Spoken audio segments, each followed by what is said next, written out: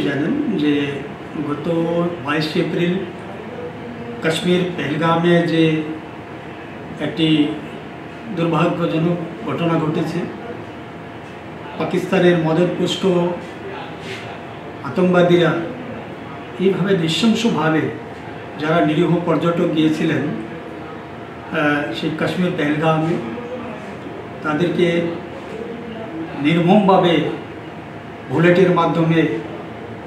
খুন করেছে এবং পরবর্তী সময় ভারতবর্ষের সেনাবাহিনী ভারতের ভেতরে যারা আতঙ্কবাদী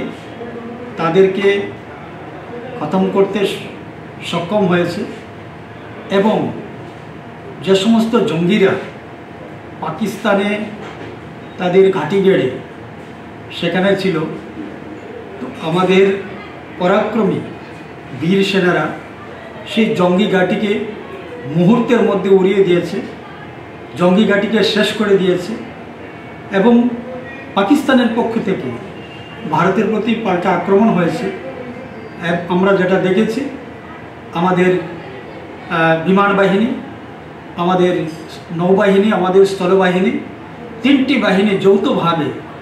সেই জঙ্গি দমনে, জঙ্গিদের সাহায্য করতে যেইভাবে তারা বীরত্ব দেখিয়েছে এবং সফলতা এনেছে। তারপর আমাদের দেশের মাননীয় প্রধানমন্ত্রী নরেন্দ্র ভাই মোদীজি ওনার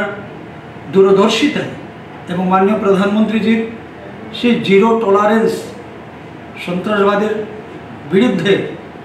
যেভাবে উনি মনোভাব রেখেছেন, তার জন্যই আজকে আমরা তিরঙ্গা যাত্রা র্যালি